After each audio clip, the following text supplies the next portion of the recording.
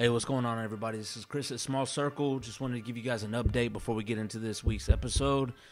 We have mics, so thanks to Greg Garcia and Kraig Erwin. Greg Garcia, he runs a church out here, doing big things. He's a pastor.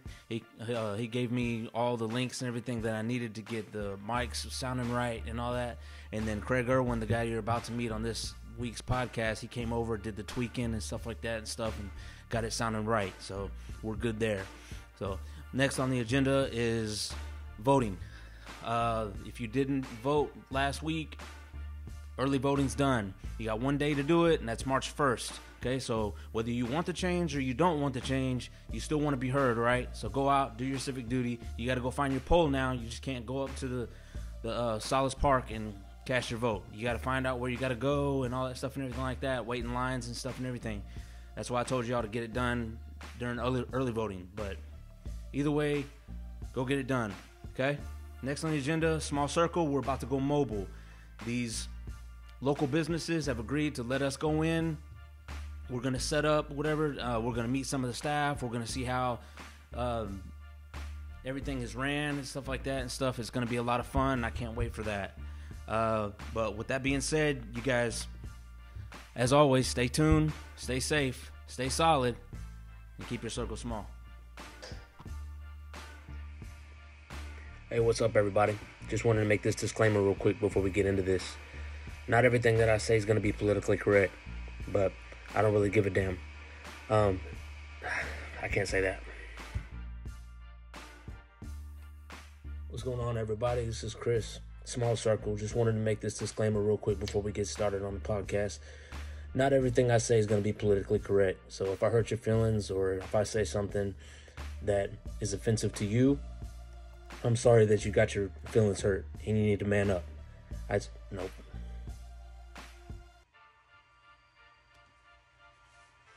Hey, what's going on, everybody? This is Chris at Small Circle. Just wanted to make this disclaimer real quick before we get started. Everything I say on here is not always going to be politically correct. For that, I apologize in advance. I'm not here to hurt anybody's feelings or to offend anyone. With that being said, enjoy the show.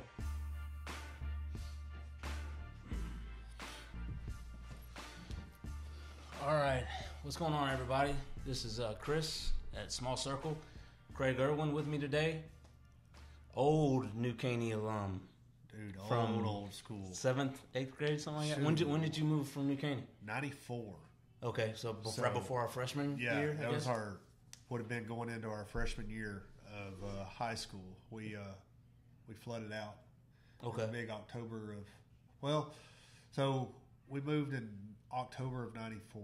We moved to Cold Spring, but that's when we flooded, right? Yeah. So we had bought our place up in Cold Spring in July of 94, and I'll never forget, my dad made a comment. He said, maybe this old house will flood so we can just move on up to Cold Spring. And that was in into August when he said that. And then October, we're searching for higher ground. Damn. Our house, 3 foot off the ground. We had 9 foot of water in the house. Oh. So we lost it all. But yeah. Uncle Sam bought it out. Right. And it just paved the way for us to move up north. Yeah, right. Fresh start. Yeah, fresh start. And gosh, never dreamed New Caney would grow the way it has. I know, right? It's stupid. I almost wish I would have bought some land way back in the day, you know? Yeah, no kidding. Valley Ranch, I remember my dad taking me squirrel hunting there. Dude, yeah, right? For sure. That's all woods right there. Yeah. I did a football game this year. First time. Texan Drive's been there, 6, 7 years? Something at least, yeah. I did my first playoff football game there this last year. Yeah. And it was kind of surreal type deal for me. Because you're up in the big press box and all that stuff. You're not really used to that stuff. Look, for those that don't know, he runs the 59 Sports on Facebook. All that commentate the game. I do a couple things. I do play-by-play for Cold Spring High School, and we during the playoffs we'll pick up the radio station 102.3 The Eagle out of Livingston. Okay. I'll go do a few other games throughout the playoffs for them, and then we also do a pregame show that kind of covers all the schools in our area. And I say our area, originally it was 590 in high school sports, and I was like, man, that's like so stinking long. I get typer's cramp just trying to type it out. Yeah. So I shortened it up to 590 in sports, and I guess 2 years ago, and we got about 10,000 followers. Yeah, on that page. you're doing big things for sure. So it's a lot of fun. I like to talk high school football. Yeah, and so we do a lot there, and it's all for the kids, giving the kids some positive feedback, and that's what I'm about. Is what can we do for the kids? Yeah, for sure. You know, yeah. and you just do it because you don't have kids that play. No, I've been so. You just love. I love high school football. I do. I've got to see kids that I coached in Little League. Yeah. Go on and play high school. Go on and play 4 years of college, and one is playing in the NFL right now for the Detroit Lions. Oh wow, Kevin really? Strong. Yeah. Oh, okay. He's a defensive lineman. Last year, not this past year, year before was his first year in the season. Another kid, Cedric Reed, went on to play out of Cleveland. He went and played, made practice squad on a couple teams. Never made it to the big show, but still made a good showing. He graduated from the University of Texas for 4 years. After 4 years, another kid, Alex Dunham, watched him grow through high school football and everything. Went on to play football at TCU. So it's been a blessing getting to watch some of these kids that I like to say I've had some sort of an impact, done an interview with or something, right, and see them go and excel at the highest level they could. For sure. You know? And there's nothing more rewarding than seeing those and saying, hey, I did an interview with this kid this day or whatever. Yeah. You know, it's a lot of fun, and it's fun to watch them grow. My wife, she doesn't understand it, and I don't ask her to. So how did this come about? How did this starting, or you know what I mean? I know you're a talkative person, you know, and you're hilarious. You know, you're just a people person. So, you know, I'm sure that had to have something to do with it. But so I fell into this sports broadcasting in 2007. I had a buddy of mine that was doing the games for the same radio station, and he called me and he says, hey man, he said, you've sat in the booth with us a time or two, you know, doing games. He said, I got to be out of town this weekend. Do you want to do the game? Oh, wow. So I said, yeah, I'll do it. So went to Silsbee, and I got to say this, something about calling high school football. You go to the press box, they always have some good food. Well, Silsbee had some of the best fried chicken in the press box. I'm telling you, it was finger licking good. Right on. And it was Brooks Brothers fried chicken. So it was delicious. Anyway, we did that game. It was Cleveland and Silsbee. This was in 07. And before all the megaplex stadiums, Sure, I think the biggest stadium in our area at that time was Waller. Okay. That was the first big stadium, had an elevator going to the press box, the whole 9 yards. So I did that game. Well, the next week, the guy I did the game with said, hey, I'm just going to step back and let you and Robert do the game. Yeah. So technology for us wasn't as advanced as what it is today that we have. We had to read all of our commercials. So we would call in. We had a phone that plugged into a system, and we would call into the radio station, and we broadcasted the game over the telephone. And so Robert and I would do the game, and then gosh, I can't remember the guy's name off the top of my head right now, but he would sit in and read the commercials at our break. And it's like we had just a few minutes, but we were on the air the entire time. Nowadays, we have computers that has all of our commercials on it, and you just hit play, and it's all tie-lined, and it's all digital. Just professional. Right. Like, you know, like it is. Right. And so that's when I started in 07. So 07, 08, we did the Cleveland games. 09, we picked up Cold Spring, made a big run in the playoffs, made it to the state semifinals in 09. Did those games, got to do a couple games at NRG Stadium, which was a lot of fun. Yeah. In 2010, Cold Spring went to the state championship game up at Jerry's World there in Dallas, and I got to do that game on the air. Oh, really? Yep.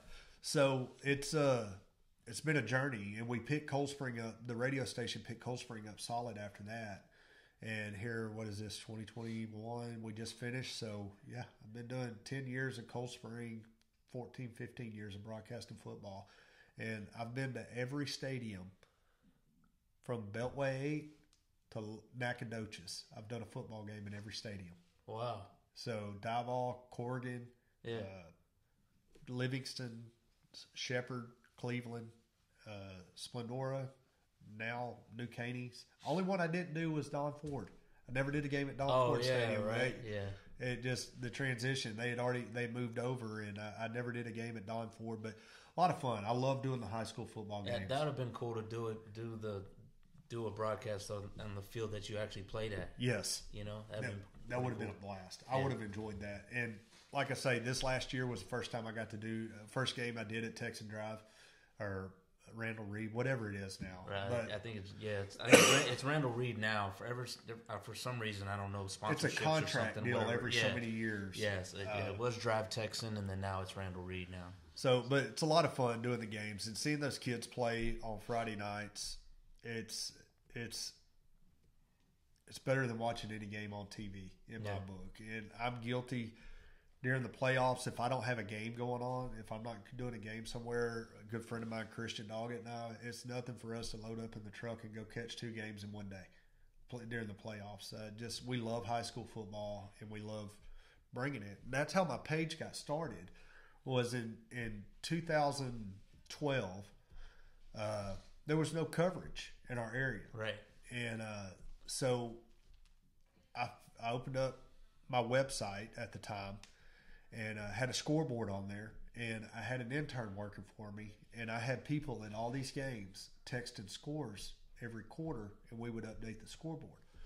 Well, it took off so fast that the second weekend that I had it up, it crashed the server. Oh, wow. I had so many people going to my website. So I was like, I got to thinking, I said, man, there's got to be a better way. And so I'm in my mind thinking, man, if I develop an app that people can upload scores to, then that's the cat's me out, right? Yeah. Well, I get started. I start developing the app with my web designer. Of course, I'm still running my website, newspaper articles, the whole 9 yards, stuff that I was writing and putting in there. And the next year I was going to put my app, I was working on putting the app together, and Fox Sports Southwest and Dave Campbell's Texas High School Football come out with the same app that I was working on developing. So I was like, well, that's a little shot in the dark.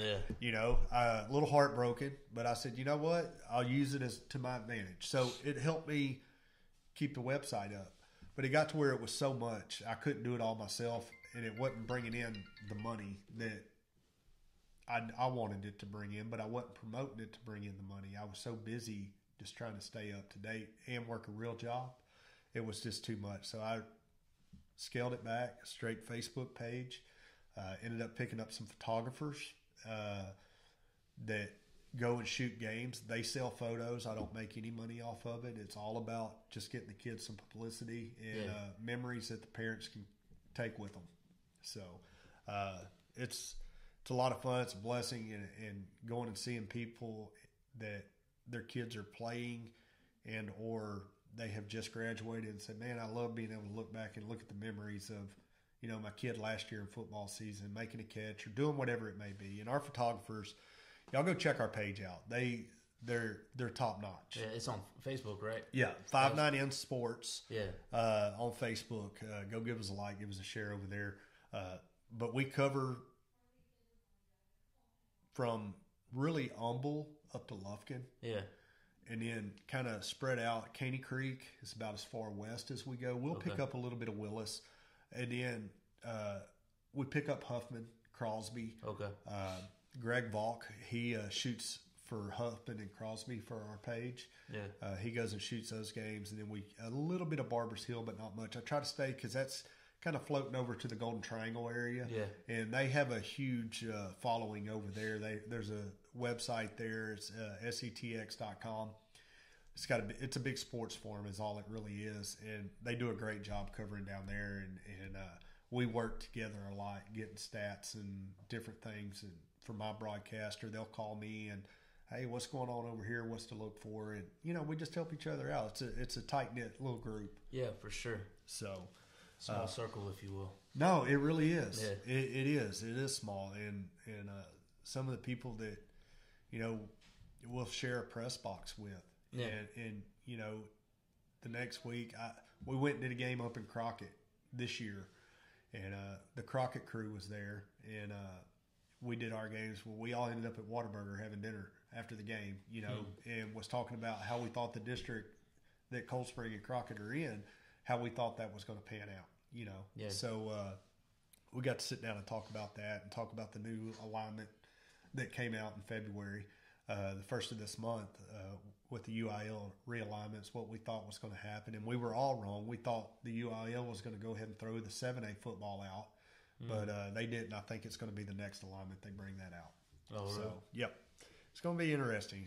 It's just growing. And the sad part is it's all about money. Yeah, for sure, right? You know, because the UIL gets 13% of the gate of every high school football, basketball, baseball, softball game. They get 13% of the gate, what comes in there. So it's a lot of stuff people don't realize, but they do. They get part of it, and then the officials get paid off of the gate too. Yeah. So high school football, I forget what the percentage is, but a percentage of the gate is what pays the officials. Oh, okay. So I'm pretty sure basketball is the same way. Baseball, it's more of a flat rate, but it's all about money. It it all boils down to. Right. I know, man. Yeah, it's I mean, it's a good and a bad thing, I guess. You know, It is. because money starts getting in the way. Yes. There for a little bit, you know, and you start losing focus and saying like, hey, it's for these kids.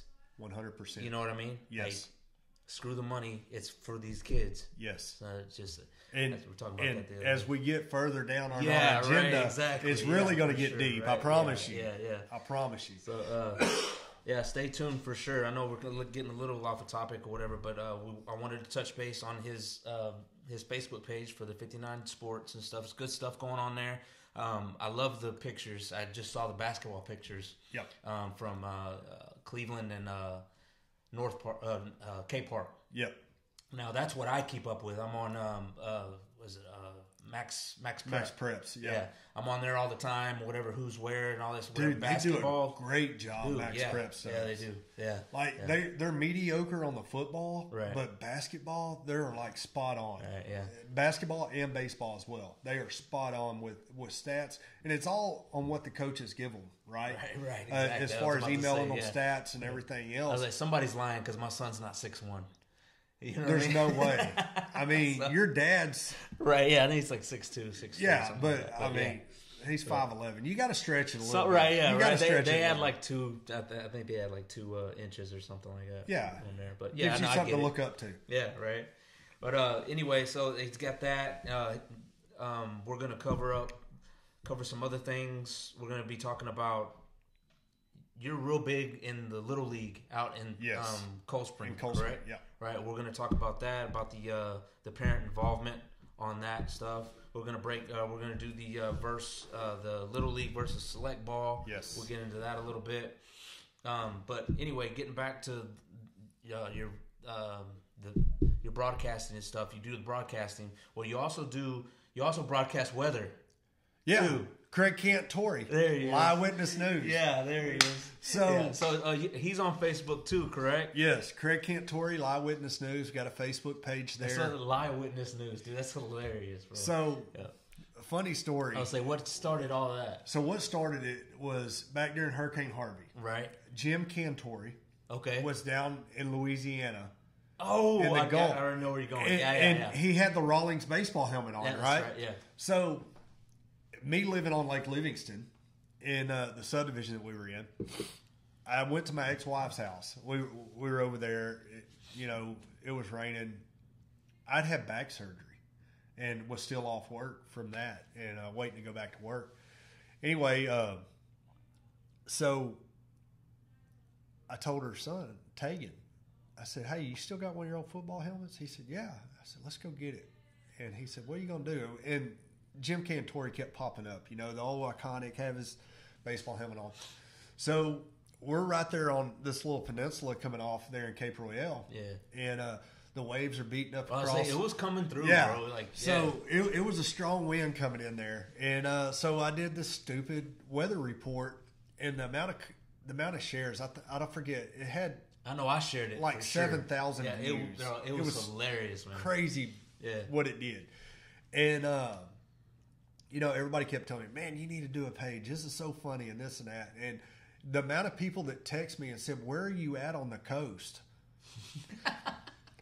I'm like, I'm in Cold Spring, Right, yeah. And I was like, but you said you were on the coast of Lake Livingston, Right, I mean, we're in Southeast Texas. Coast, we're all on the coast at some point. At what point are you not on the coast? Right. What's the mile radius? Yeah. So anyway, that was kind of the funny deal. Well, I did a couple other videos and this and that, and everybody kept telling me, said, man, you really ought to, you got a knack for this. Right, yeah. You really ought to. But the whole deal was live witness news because what weatherman is right? Let's be real. Right. That's the only job that you can have, and you can be wrong 90% of the time, and you get a raise every year. Right? Yeah. You never get fired. Never get fired. That's what I told my kids all the time. He's like, be a meteorologist. You can and never get fired. Never get fired. Yeah. So I was like, live witness news. That is just perfect. And I went with Cantori, Kraig Cantori, because instead of Jim Cantori. But anyway, it's just funny. It's my alter ego. Yeah, and for sure. My wife has now played into it. I mean, we had a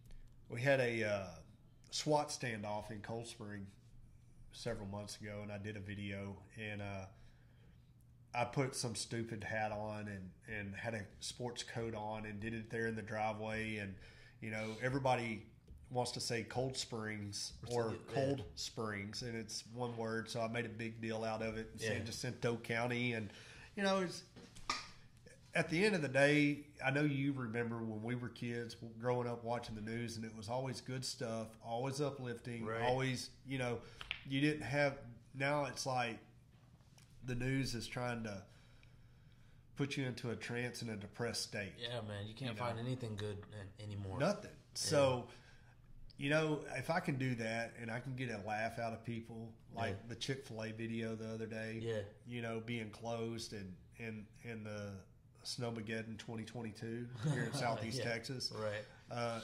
There was a lot of people that got shut out of work. I mean, sent home and everything else. Cost them money in the long run. Yeah.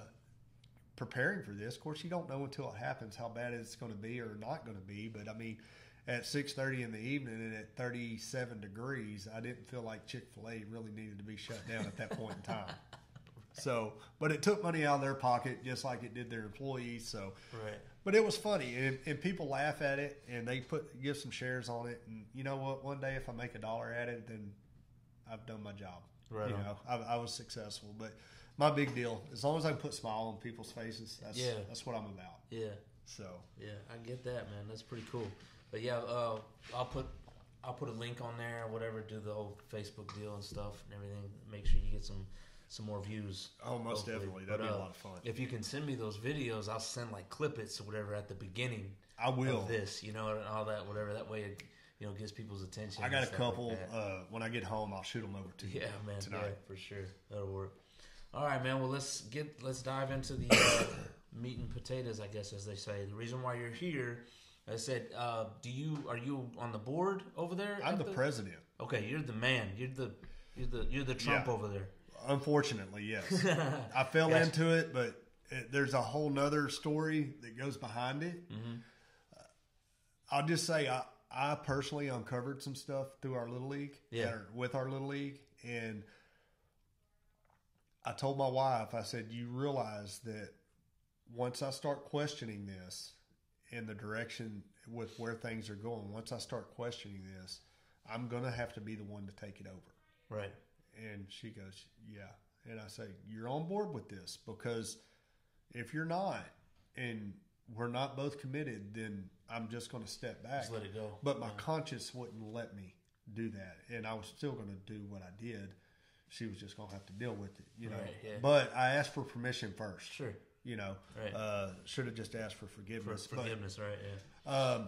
I took over the league up there in Cold Spring in March of last year. And that league was $19,000 in the hole. No, I'm sorry, $16,000 in the hole. And goes back to why I took it over. Okay. I can't really talk a whole bunch about all of that because it's all turned over to the DA. and we'll leave it at that. All right. But so I took it over, and whenever I took it over, there was a vast amount of people that stepped up temporarily to really help out, and turn that organization around. Something that your parents instilled into you, as well as what mine did, was you give back to your community. Sure. 100%. Your mom and dad were on the fair board and stuff. Yeah. As long as I can remember. Right. Your dad still goes up there. Yeah. Is still there and involved. It's some statute. So my parents, I feel like that's one of the best values that they give me was giving back to your community, and so taking over this league and getting in here and doing what I'm doing, it's all about the kids, and giving them a better place to have something to do, whether it's play baseball, basketball, football. If they wanted to play chess, I would support it. Sure, Yeah. Because a kid that's not involved is a kid that's going to get in trouble. And if kids can be involved in something, some kids don't have the home life that you and I had. Sure. And they may live up where I live now. There's a lot of kids that live with their grandparents, right? Or their grandmother. Their grandfather's passed, or their grandfather because their grandmother's passed, and their parents aren't really in their life. And all they have to look forward to is their social life, school, and or sports. Right, extracurriculars. Right. Yeah. So I want to give them kids the best environment that I can give, And my wife and I, we pay for probably 6 to 8 kids a year to play ball so they can play because the parents can't afford it. And it's a low income, prominently minority based community where we live. And, so I'm doing my due diligence to give them the best place to play baseball right now.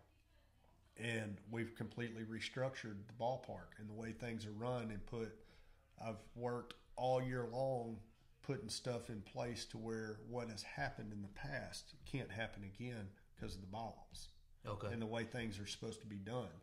We're a nonprofit 501c entity. You got to keep records of everything. Yeah. And good bookkeeping and everything else. And especially with that 501c. Yes. For sure. So the board that I have in place, and then myself, we've worked very hard, countless hours, trying to put this together for the kids and to give them a better place to play ball and a safe place to play ball. And, it's been a struggle. And the hardest part about it is parental involvement. Yeah. You know what I mean? Right. And it's all volunteer based. There's nobody drawing a paycheck. Right. If anything, it costs me money. I wish that whenever I do my taxes, that I could put a dollar amount on the amount of hours that I devote to that ballpark. Right. Because, man, that would help my taxes out greatly, dude. Yeah. But they don't. But it's not about the money. It's about the smiles. And last year we had 200 kids enrolled in playing baseball, and we're up to 240 this year. Okay. So good growth, for such a small community.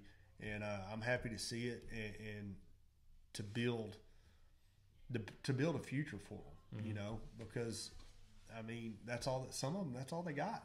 Right. Well, the reason why I wanted to have you on and to talk about this or whatever was the Little League and the parent involvement is because I have a couple friends of mine, whatever. They wanted to remain nameless because they. Anyway, so they are their kids are one of their kids are in the Little League here at EMC, right at Ed Reinhardt, right. Well, this is his first year. He has 2 kids, right. He got conned, not conned, but like he got asked to coach both of those teams, and he got conned into coaching another team. So he's coaching 3 teams because no parent involvement whatsoever coming through, right? And I asked him, I said, well, why aren't the parents ponying up or, because when my kids had the 1 year at baseball, my oldest one, he's like into arts and stuff like that. But I made him try everything. You know what I mean? So you just, whatever, from soccer to, to baseball, basketball, all that. But anyway, he went another route. Well, my middle boy, he played 1 year too. They both played 1 year of baseball, and I tried my ass off to try to get in there and coach. And they no, we're all full. We're good to go. So something must have happened in the 20-year span from I say 20, probably about 10 years, because they were like 8, 10 years old, something like that. Something must have happened in that 10-year span, because you go from not even being able to coach to you can't find coaches, like, at all. So, two things in this area, and I'm involved pretty heavy because I'm also the District 7 Ranger softball district director. Okay.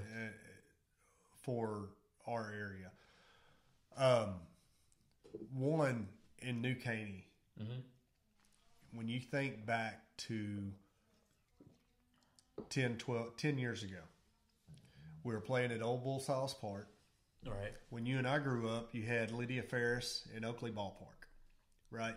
Then we transitioned over to Bull Silas. Well, you had 1, 2, 3, 4, 5, 6 fields, right, at the Old Bull Silas.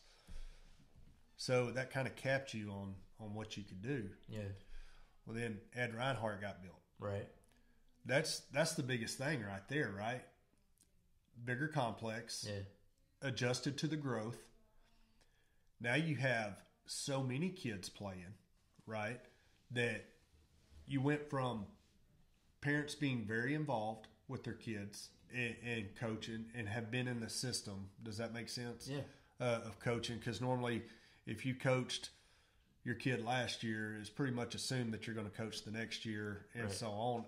And that parents were involved with all of that. Yeah. You're going to think I'm crazy when I say this. What else has grown in the last 10 years? Divorce rate. Oh, okay. So divorce rate's higher. So you got single mom, single dad, right? Yeah. And they're like, well, I had kids young. I'm going to kind of live my life. And they look at the ballpark as a babysitter. Like a way right? to go, right? Yeah. Drop them off for 2 hours. Drop them off, whatever. and I can go do what I want, go have drinks with my girls or my guys, and then come back. Nobody wants to commit to be that way. And we struggle with that up there where we're at. I mean, I had parents step up and decided to coach the day of the draft last weekend.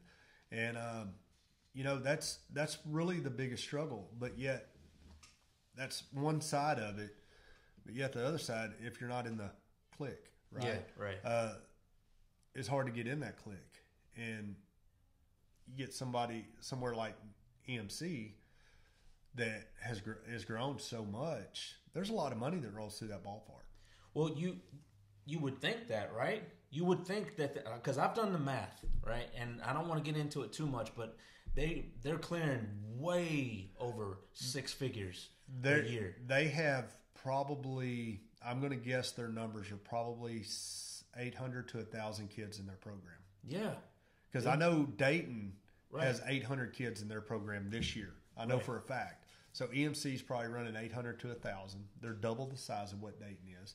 Maybe more than that. No, and you're right. They're running 6 figures through there. Yeah, man. Yeah. But here's my deal, okay? I talked to my buddy, and he starts breaking down the prices. They're like, they have, the coach has to find a $350 sponsor, okay? Now, I'm not sure if it's the same price or whatever at Cold Spring or whatever, okay? And they have to find a $350 sponsor. Each kid has to do $50 worth of raffle tickets, okay? And then they have to pay a $100 registration fee on top of that. Yep. Okay, now I know the $100 registration fee pays for your hat, Uniform jersey, and insurance.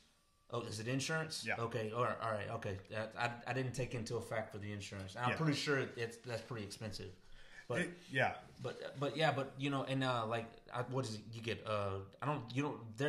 He said that he doesn't get pants. No, and most leagues don't do pants for the simple fact of every little kid's built different, right? And it's an ordering. Yeah, right. Yeah. Okay. We don't do pants where we're at either. We do jersey, hat, and socks. Okay. And let the coaches figure out what pants and belt they want. Yeah. Well, they just seem, and then on top of that, they're asking these coaches or volunteers or whatever to come up there and to prep the ball fields. Mm-hmm. Like you have to have, I think you have to nominate like 2 of the parents or whatever to come up there and prep the ball fields. Yep. Now I can't remember, but I want to say that they had people doing that for us whenever we were little. Like I don't remember my dad or my mom going up there and helping all that. I know that they worked the concession stand. Right, and which I'm for that. You know what I mean? Yep. But I would think that they have plenty of county people that can come up there or whatever, on during the day or on a weekend or whatever, and prep those fields. In Splendora, the county takes care of those fields over there. I don't know what they do 100% here. I would think that they would here as well. Yeah. But I know they take care of the park and everything as far as keeping everything manicured. Yeah. But as far as what they do on the fields, I know the fields stay in tip-top shape year-round because they host a lot of tournaments there. Right, and that's another thing. Like that 6 figures, whatever. That's probably just spring league. Right. That's not counting what they do in the fall. That's not including the select ball or whatever the tournaments that they host. That's not including fall ball. Right. You know what I mean? So it's kind of bugging me that that they demand this. So all this. All of their books are open records, right? Right. And you can go to a board meeting and request, hey, what the board meetings are supposed to be open meetings. I know mine. All of mine are open meetings. I post them to social media. I post my budget or my bank account information. I post information. What we bought, what we spent money on. I post all that because of the past. Because you're supposed to be nonprofit. Money. Right. Exactly. You know what I mean? And you should be able to say, look, you can look at them. This is where all the money. I'm not profiting from this at all. For some reason, that's not happening over here at EMC. People are getting kicked off the board, like when they get on the board and they're asking questions and stuff, and then next thing you know, they get dropped from a group me or something like that or whatever. You know what I mean? Yeah. So something's going on, and they went and talked to the now commissioner. Right. Right. That's the current commissioner right now, multiple times, and about this and all that stuff like that, and he hasn't yet to do anything about it, any investigation or anything like that. So it's not to take away from what you got going on in Cold Spring, but I wanted to touch on that because we're talking about this. No, and you're spot on. And here's the deal: is what I learned through what I went through. Right? Is this is what I had to do. I had to do all the investigating myself. Right. Whenever everything come around with what I was dealing with, I had to do everything myself. I was out of pocket money, right, to do what I did because I couldn't. What was public records wasn't. I wasn't getting true statements, right? So you have to do You have to do your own investigation. So I don't know what the agreement is with what the youth league here has with the county and stuff. I know what I have in Cold Spring, and that's an agreement with the city because it's a city park. Right. So you have to do your own investigations. They have to turn over financial records. They have to give you those breakdowns and stuff because they're a nonprofit as well. Right. And they're not run by the county. They're run by East Montgomery County Youth Sports Association, right? And which blankets football, basketball, baseball, right? So that's kind of where that is and how you have to go about it. I mean, it does cost. I'm going to spend about $12,000 in uniforms, right, for this ball season. And that's another thing I kind of wanted to touch on was maybe there's an expense, whatever, that I'm not. There is expense, I'm not, and you figure. With what they put out, they have 1,000 kids. You figured it cost about $60 a kid for uniforms, right? Shirt, hat, socks. I mean, it's a lot. It really is, and it's went up with this whole pandemic mess and shipping and everything else. It's went up, but it cost about $60 a kid, and then the insurance cost about $12 a kid. So in that $100, you got about $75 of it that's ate up, right? Between uniform and insurance, and then you factor in a trophy, right? Okay. So you put in another $6 in there. So they're really not making that much Off the registration. Off of the registration, Gotcha. right? So then your $350 sponsor, which is what I charge up there. Okay. $350 sponsor.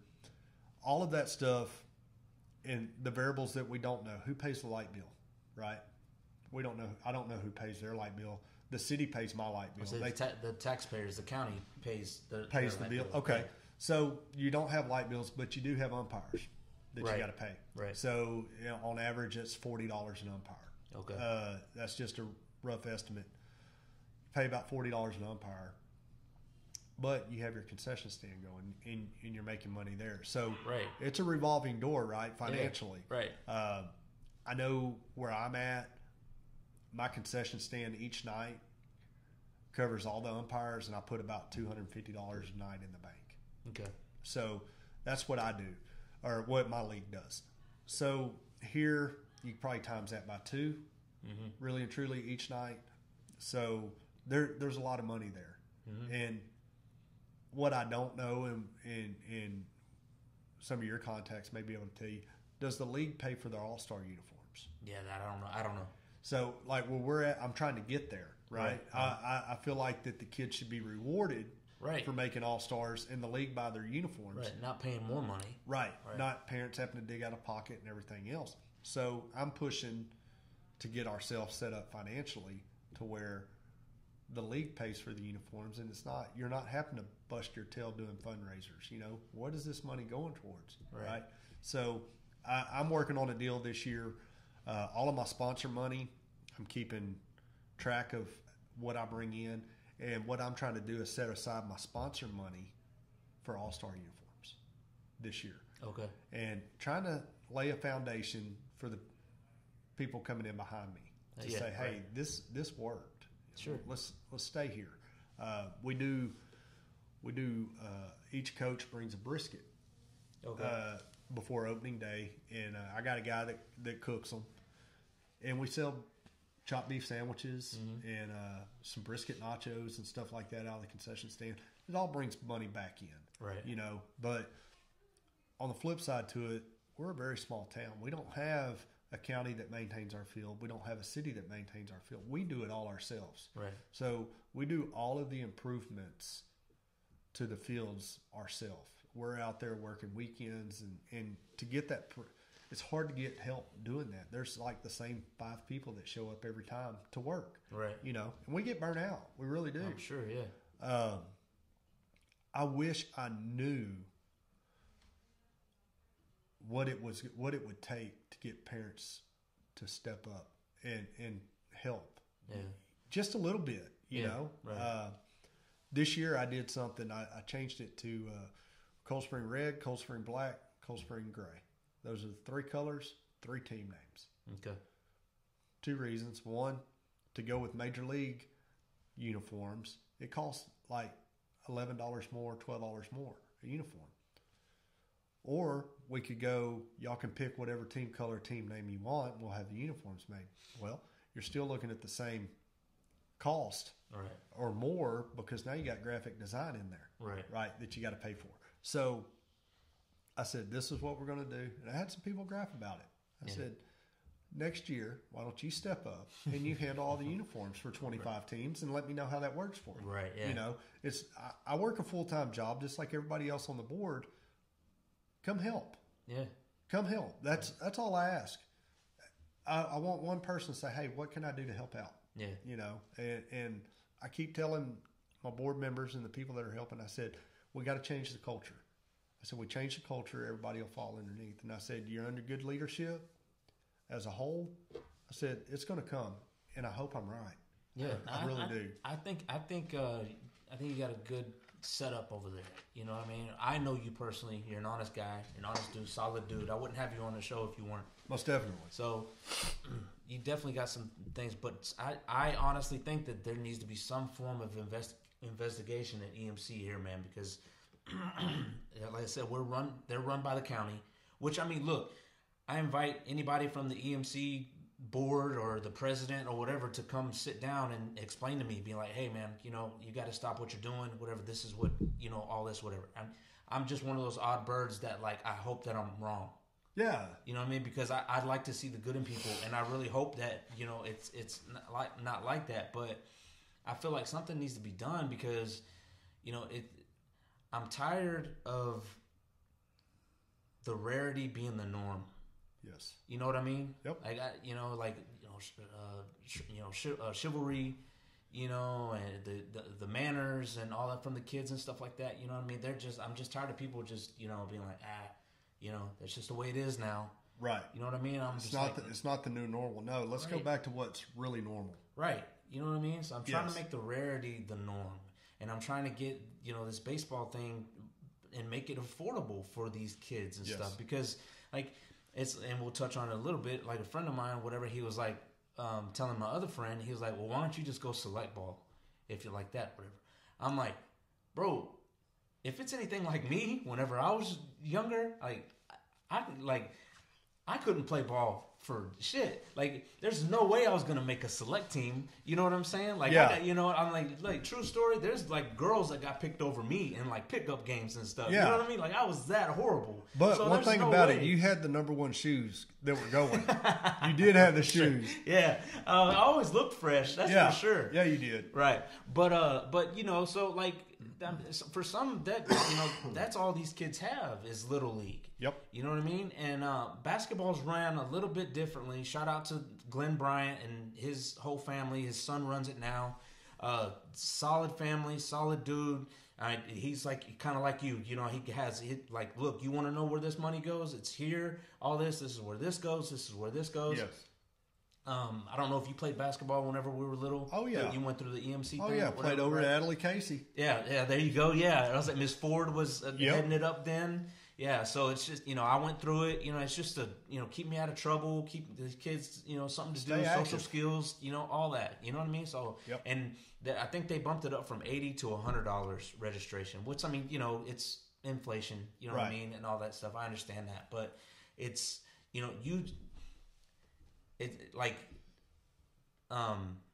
can tell that, like, because they don't have the county's help or anything like that. Right. Luckily, they have the school's help. And they let them use the gyms for free. Yep.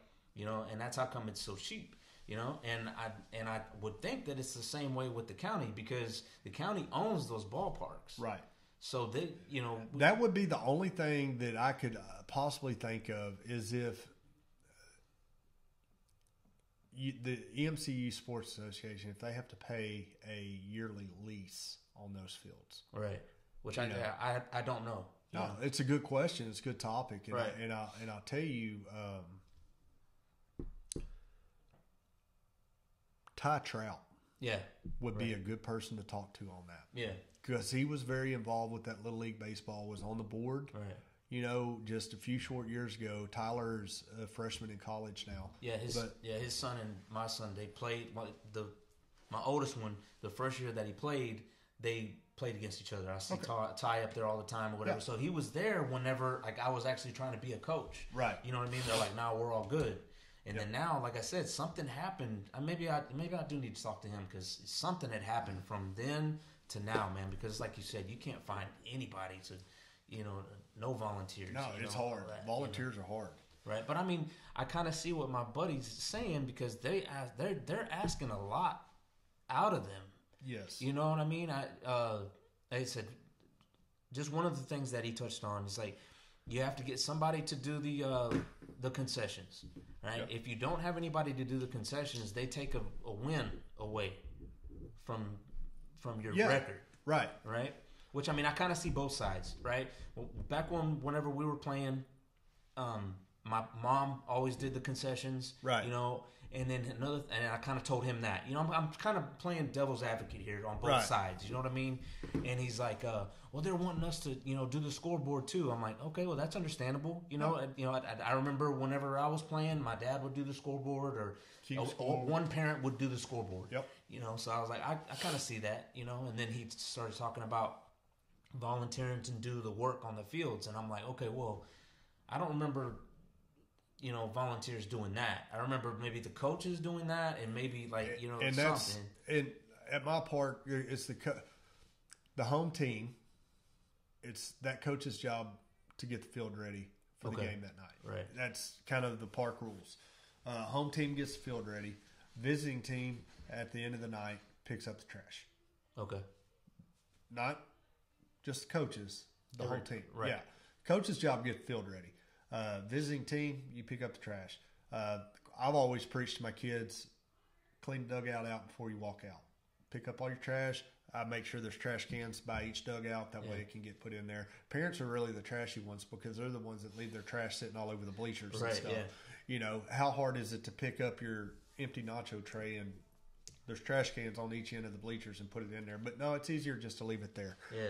So, it's a struggle, but it's like nobody wants to be involved because they're too worried about their own life. Right, their social life almost. Right? Yeah, I didn't even think about the divorce rate because I know when COVID hit, divorce rates went through the roof because everybody had to work from home. Yeah, and they had to be together. Stuff. Yeah, dude. Yeah, they didn't have that 10 hours, 12 hours of separation while they were at work. They were at home all day long. Thank God I still went to work every day. But no, it's really, I've done a lot of, I couldn't throw stats out there, but I mean, you look how high the divorce rate is and look at the lack of volunteers, and you go back and look at when we were kids, the amount of parents, and I'll throw names out. Jackie and Luther Sherhouse. Yeah. Your mom and dad. My mom and dad. Yeah. Tommy and Janet Trout. Alan Taylor and his wife. You just look at just those people. Yeah, it was always a Mr. and Mrs. there. Yeah, and they were both always involved. Yes. It's some statute. They were always involved with something, and they were involved together. And now you don't have that. And I bet you if you go back and you look at the people who are involved now, they're married. Mm-hmm. I don't have true stats, but I know I look at my league and I look at the people who are involved. There's not a single person won. Right. Everybody's married. Everybody's got kids playing. You know, I got a 19-year-old, an 8-year-old, and a 2-year-old. I'm stuck for a while. Yeah, right. But back to your numbers deal. It costs $1,600 a team. Basically, you figure 12 kids per team. Okay. $350 sponsorship, $50 raffle, $1,600. Yeah, that's what it costs per team to play ball. Now there are other costs. You got to do background checks on all the coaches. They got to be able to pass a background check. Through the 2017, the Safe Sports Act passed, basically keeping pedophiles and all that good stuff, which I think is a great deal. It costs like $20 to get a background check on a coach. I'll pay $20 to be able to coach. It's not a big deal. I know my league, we don't charge for them. I've crunched the numbers, and the money's there to pay for it. So, and we do things. There's a database that you can go through, or you can go through the DPS website. DPS website is $3.90 to do a background check on somebody. So it's not that big of a deal. So we pay for it. We don't ask coaches to pay for it, and we're just appreciative that they stepped up and volunteered. Yeah. So, but something you brought up, and I'm going to segue for you: select ball versus little league ball. Sure. Right. So, I want you to think back long ago when we were in school, high school, and everything else. We had some ringer ball players down here in New Caney. Yeah.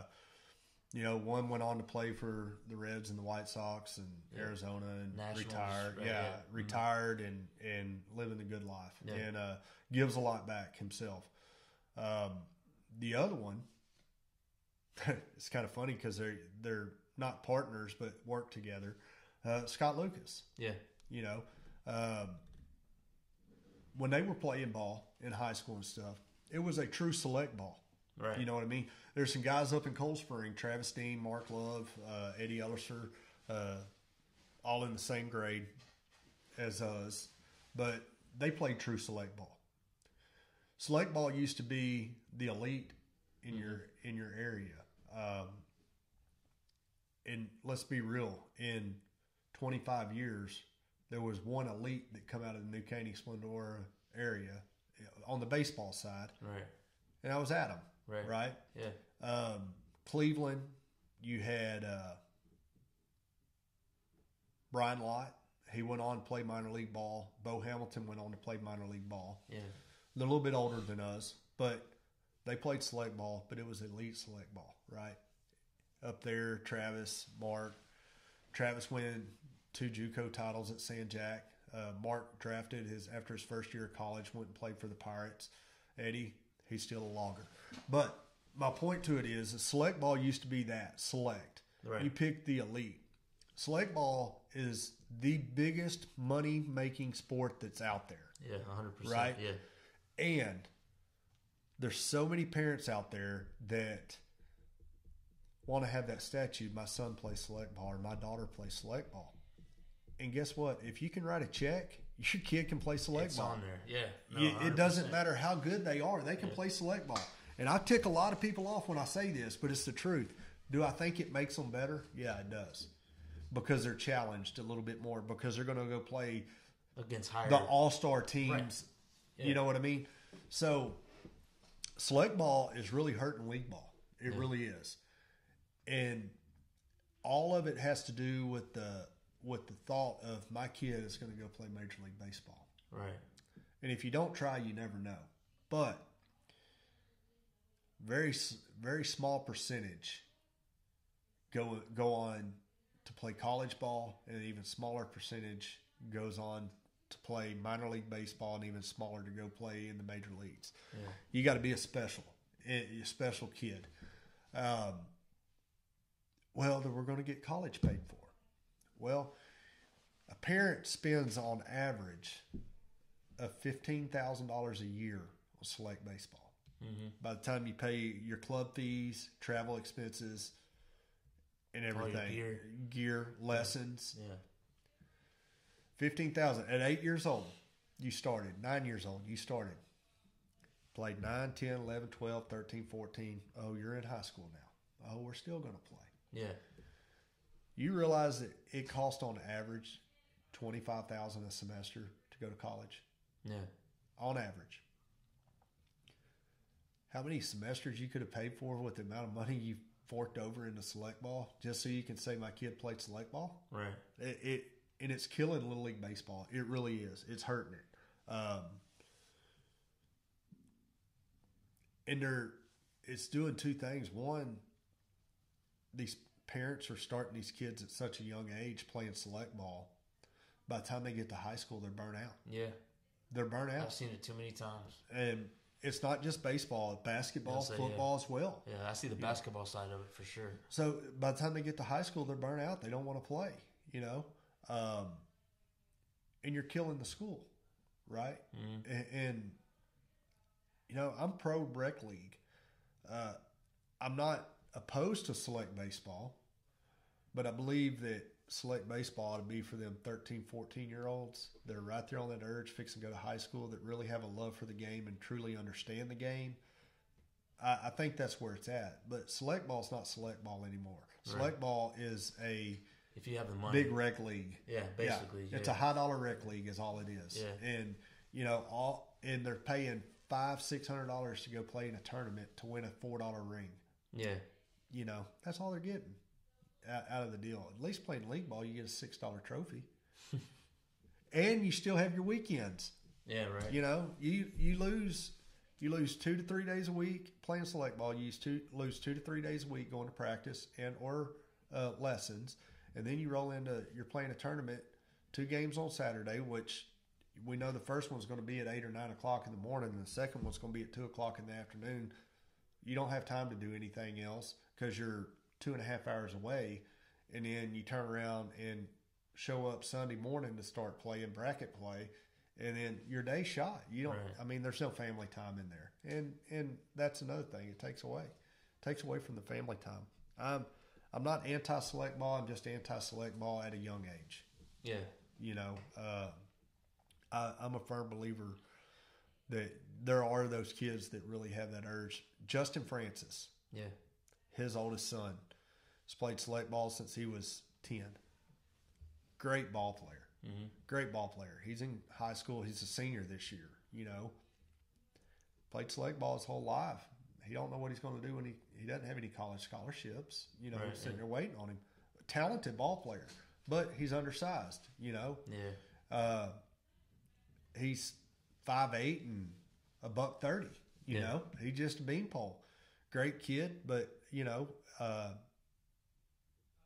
they've invested a lot of time and money, in him playing tournament ball and everything, and which is great. And he stuck with it all through high school, and he's at Bowie High School, I believe, is where he's going to graduate from, either Bowie or Dripping. Anyway, good ball player, but select ball. Could have got the same outcome playing rec ball. Yeah, right. In my opinion, so.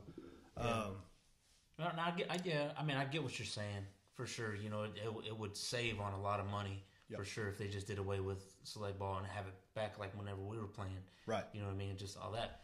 But you do have to give it to them though. They do play on that higher level. No, and that's what I said early on.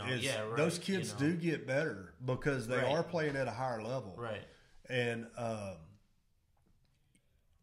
once you start looking at the numbers and all that stuff, whatever, and you're like, man, is it, and there's only a certain percentage that this kid's gonna go, is it really worth it? Right. You know what I mean? Is it really worth, wasting your whole weekend, every weekend?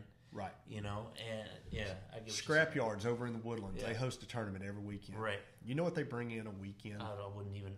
I went and watched my nephew a couple times over there. They bring in over $1 million a weekend.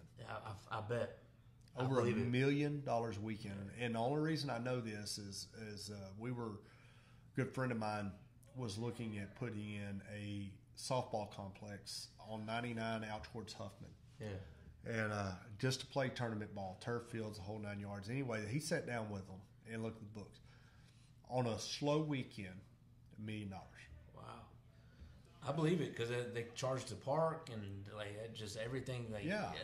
Everything costs money in there. Dude, I've umpired over there at the Scrap Yards. I loved it because I go over there and umpire and I'll make $650 in a weekend. See, that's another thing. I don't mind going to a place like that because you actually see where the money's going. Right. I'm pretty sure. I think that they were trying to pave the parking lot, and stuff. Back when the first time I went, whatever, it was still gravel. Right. And we were paying. And I'm like, you guys are paying like that, right? I had made a comment like that. And they're like, yeah, we're trying to save up enough money to get the asphalt. And that's... So that's what I'm saying. You can see where the money's going, man. And they added on their concession area. Right. Yeah, they've put money back into that facility to make it bigger and better, And I'm pretty sure you're doing the same thing out there in Cold Spring, talking about rewarding these kids or whatever with the All-Star jerseys and stuff.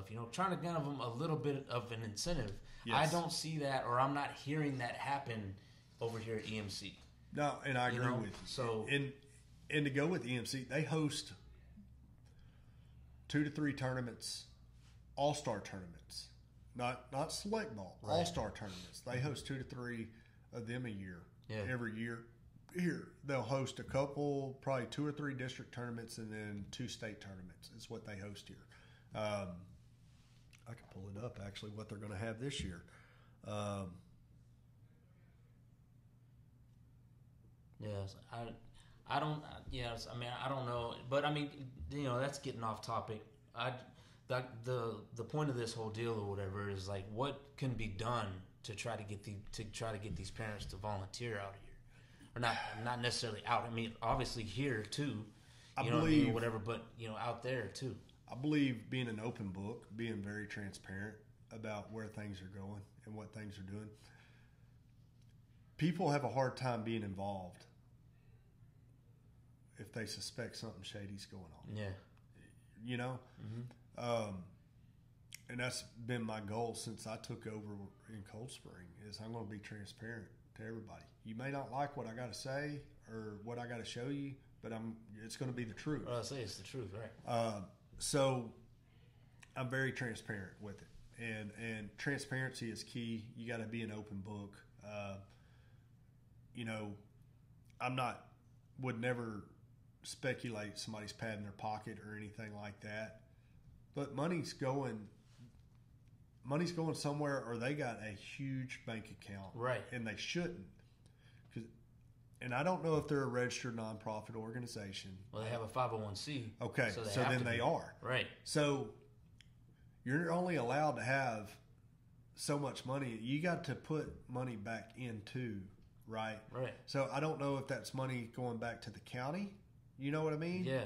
For field improvements or what, because I don't know what their book situation is. But the hardest thing about, when people think something shady's going on, they don't want to be involved. Yeah.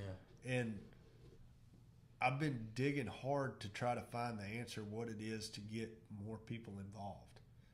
And, I got off the phone this morning with a lady, and we have tiny tots, 3 and 4 year olds, and couldn't find a coach for them.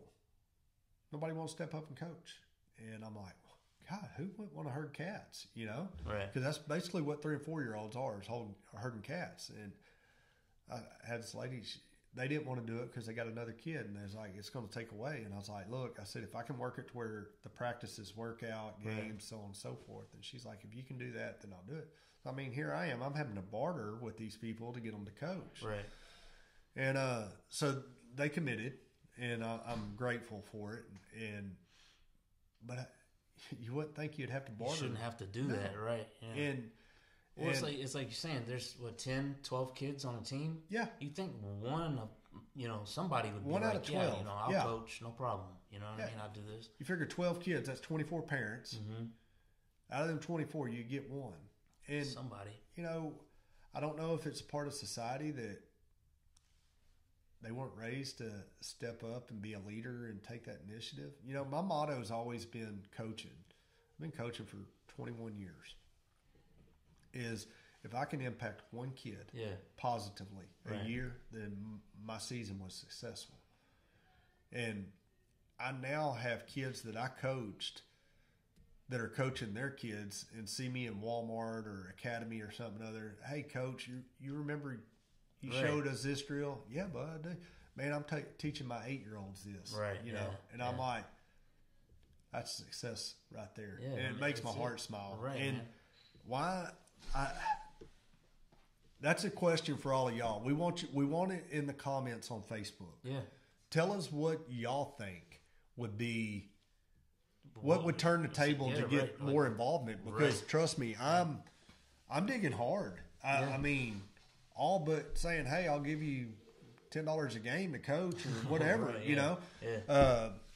I'm struggling. I really am, and it shouldn't be like that. It really shouldn't. You know what I mean? That's why I wanted to have you on, because, like I said, and then my buddy had brought that up. You would hit me up or whatever, said you wanted to come on and talk about parent involvement. And I swear, probably the same day or whatever, I got a message from another buddy of mine. I'm in a group message with a couple buddies, and they were talking about that. Yep. And he's like, man, I got to coach 3 teams now. I'm like, man, dude. And then I told him about you and all that, parent involvement and all that stuff, So, yes, please, leave a comment, do something, let us know, as parents yourselves. And I know a lot of people are thinking, like, Chris, why are you even talking about this? Your kids, they don't even play EMC. They don't even, they're basketball players, or whatever, or aren't your kids too busy playing soccer? Like, one, that's racist. 2, dude, you don't even know what racist is. Don't let him throw the R word out here on that. Okay, look, dude, go get you another taco, right? But I'm like I said, man, this is my community. You know what I mean? And especially Ed Reinhardt, because that's my tax money. Right. So you contribute to that every year. Right. Yeah. And your taxes are high. Yes, and they're only getting higher. Yeah. With the growth out here, And you figure that's a whole nother topic. Right, I'm about to say we could go on for dude. We'll be here forever. We'll be here till midnight. Yeah, give me another Red Bull. We are not sponsored by them. Right, yeah, exactly. But anyway, so so let us know, because dude, I'm curious. I've got like I said, I've got parents that are busting their butt on top of their 10-hour day. Yeah, they're having to coach 3 teams, which I'm pretty sure you can't do it on the same night. So it's 3 different nights that they're having to practice twice a week, I'm assuming. And then games on Saturdays. 7 days in a week. Right. Yeah. So, so let us know for sure, because I know people that want answers. want president. answers. He wants answers. Yeah. So let's And I know give him some there's answers. a lot of people up in my neck of the woods that's gonna watch this, because I'm gonna share this to Cold Spring Dixie Youth League, CDYL ball, Cold Spring Dixie Youth Facebook page. I'm gonna put it on there. 59N Sports, it's gonna go there. Craig Cantori's gonna get a little piece of this for sure. But my point to this, because I want the feedback. Yeah, me too. Because I'm learning. And I'm not going to do this forever. My goal, I told everybody 2 years. Last year, this year.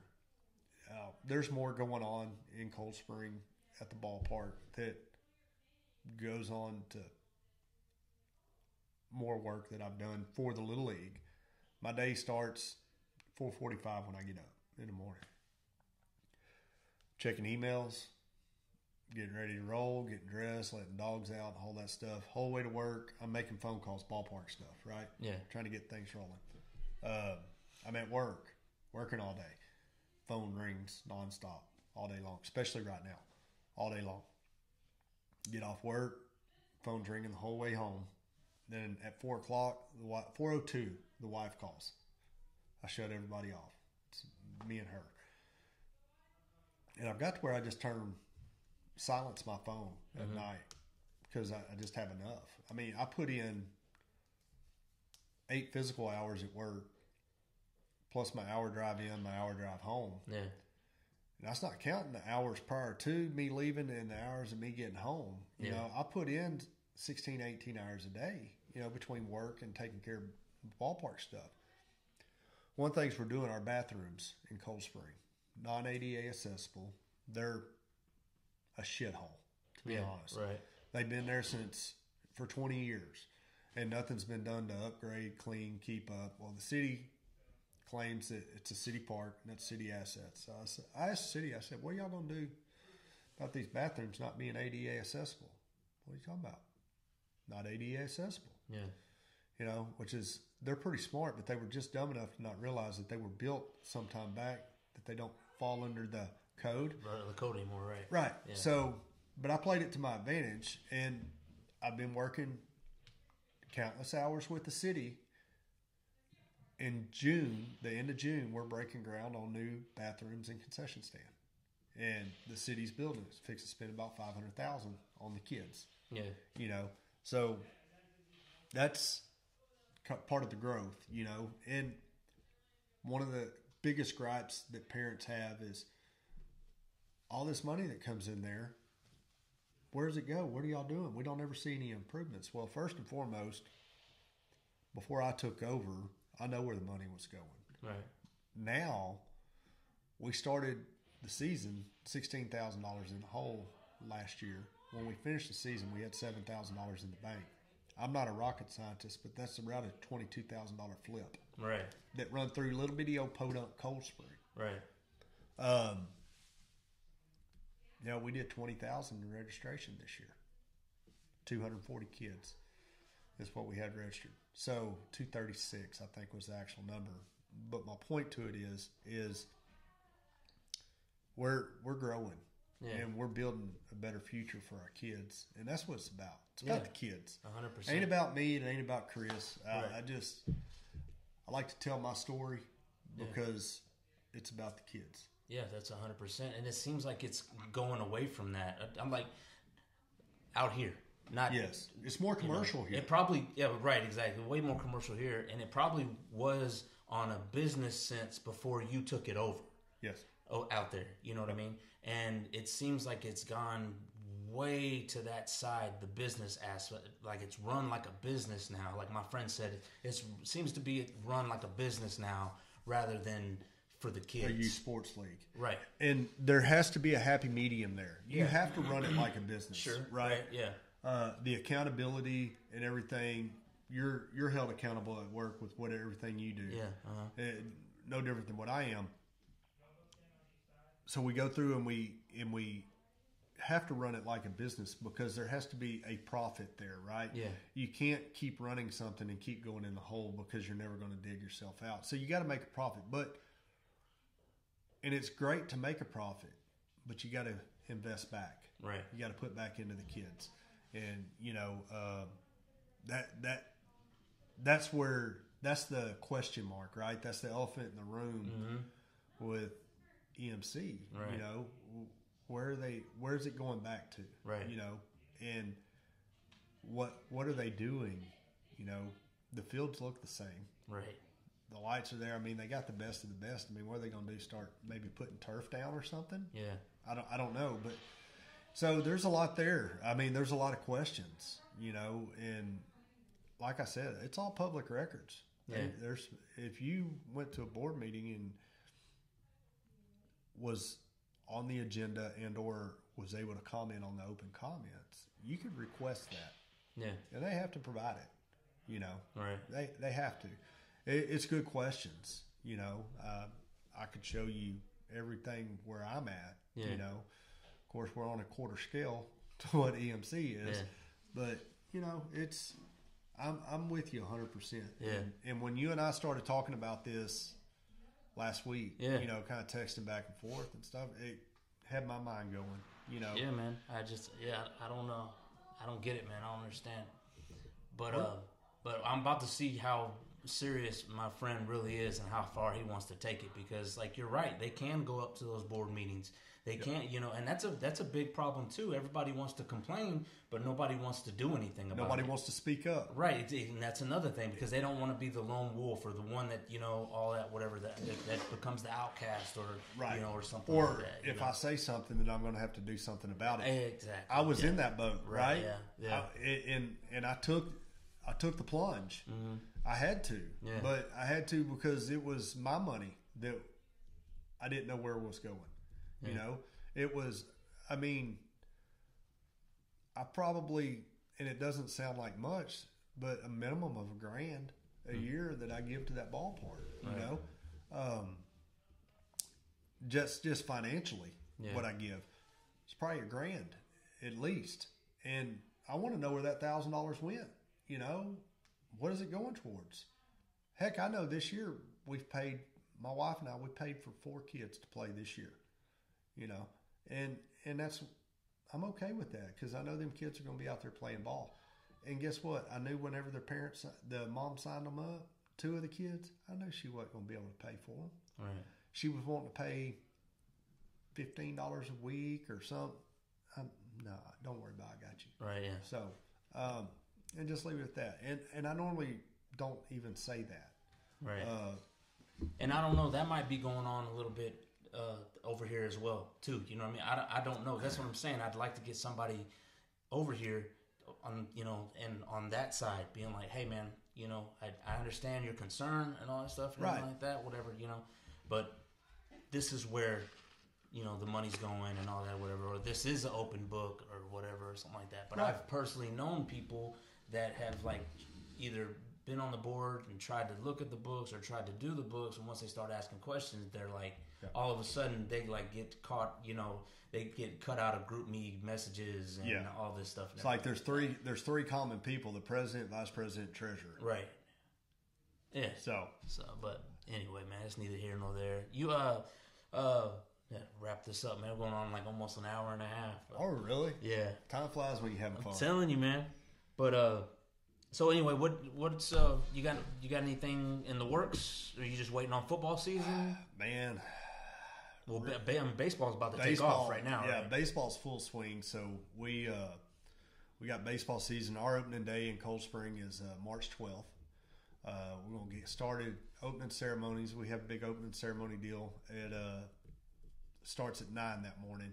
Games will start at 12:30.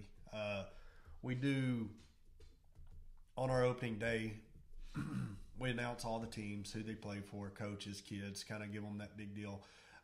Last year was the first year I did it. I did a ceremonial first pitch, and it was in honor of 2 people that passed away that were huge impacts in the community. Mark Monroe had died right before ball season, and this year we're going to have the sign unveiled on his field. We named the field after him. Oh, that's cool. So that's going to get kind of unveiled this year, the signage and everything. And then Deborah Leisman, which her sons and I rodeoed together, and huge impact through 4-H and FFA there in Cold Spring and at the ballpark, have been involved. I mean, she was killed in a car wreck right before ball season. So last year they had ceremonial first pitches. This year, I haven't reached out to Ernest Bells, which is state representative for District 18, what actually covers East Montgomery County. So with election season going on, he doesn't even know I'm saying anything about him right now, but he lives there in Shepherd, or in between Shepherd and Cold Spring. He's from Shepherd. His wife is from Cold Spring. Super great people, give a lot back to the community and really care about our area, and has done great things since he's been with the House of Representatives. So anyway, he's supposed to be coming out to throw ceremonial first pitch this year. So we're going to kind of do that, kind of illustrate that a little bit. And then I'm working on getting some bounce houses and stuff set up for vendors to free advertisement. They bring the bounce house, set it up, we put their banner up, and then play their games. We do a cake auction as well as we announce each team. It's all fundraisers to go back to the kids. And so we got that going to get going, and then roll in a full 2.5 months of baseball and softball. So it's going to be a lot of fun. I'm looking forward to it. I am and I'm not.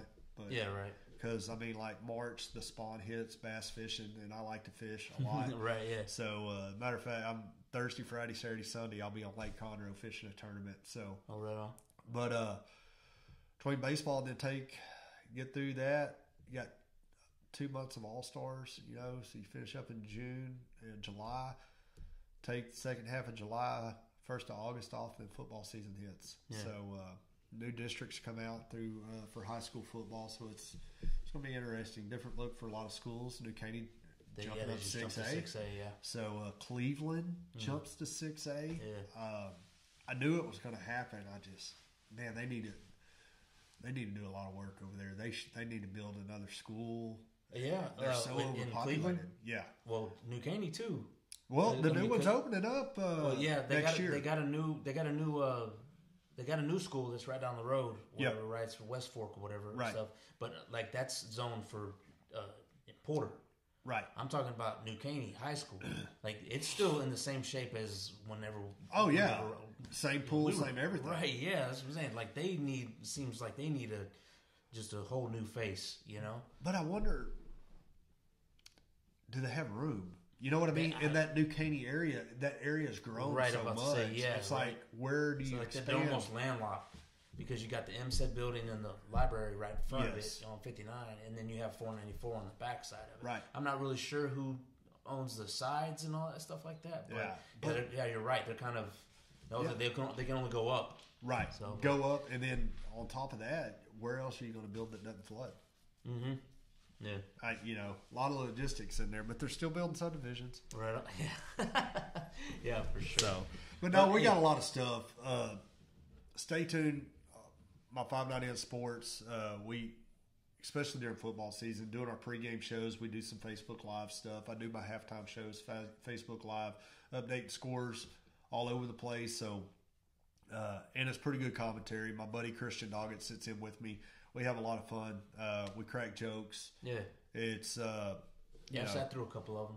I love it. It's fun. And then, of course, ball season. So, get through this and the grind, the next 3 months, 4 months worth of a grind of baseball. So, it's, stay busy, man. But if you stay busy, then you ain't got time to get in trouble. Right, yeah. That's 100%. That's why I had to start this. I had too much time on my head. I hear you, dude. Yeah. Especially with the babies growing up. I'm telling you, man, we almost got an empty nest in 2 more years, or 1 more year actually, because this year's about done for the school. So 1 more year, and then she'll be done. So, yeah, man. So, but hey, man, I really appreciate you taking the time to come out here. I know we don't get together near enough as we need to. No, we were talking about it. Last time we really hung out was I had back surgery in 2017, and we hooked up over at the draft and chilled. I couldn't believe it's been that long. No, I mean we see each other at academy or what have you, but I would say you got, since I seen you that time, you had got married and you had a kid. Yeah. I mean, What the heck? And lost about, 100 and something pounds? 150. Yeah. 150. I done slimmed on down. We used to, we were going to have to use the widescreen, to get us both in here a couple years ago for me to get in here. But definitely, no, we're good. It's, definitely bring a bigger chair for you. That ain't no lie. But it's nah, man, you look good, bro. You're doing good things, man, for the community and stuff like that. Whatever, I'll have to come check you out. Let me know when opening day is. I'll try to make it out. If not, whatever, one weekend, I'll catch you over there and stuff. I'll do a live broadcast on my phone. That'd be cool. Shout out to you and stuff. Whatever, let the people know that what's going on out there and try to get people involved, man. That's the deal. Try to get it back to the way it was. Community support, man. For it sure. goes a long way. That's 100%. Let me tell y'all. I know y'all are watching the small circle. Y'all need to stick with it because it ain't gonna be long. He's gonna be selling sponsorships for this. I'm telling you, it's gonna take off. I hope so, man. But I mean, I'm not even looking to that, man. I'm just trying to, to support local. I'm trying to support local till that's all we have left. That is. Locals. We were talking about it before we come in here about restaurants and stuff. And you put a post on Facebook about it, right? And I can remember when we were kids. You could go to the Pizza Inn, and Jeff McKnight was in there cooking pizza. Yeah. After a ball game. Owner. Yeah. And he's back there, back in there throwing pies together. Yeah, and you don't have that anymore. No, that's what I'm saying, man. I'm trying to make the rarity the norm. Yes, sir.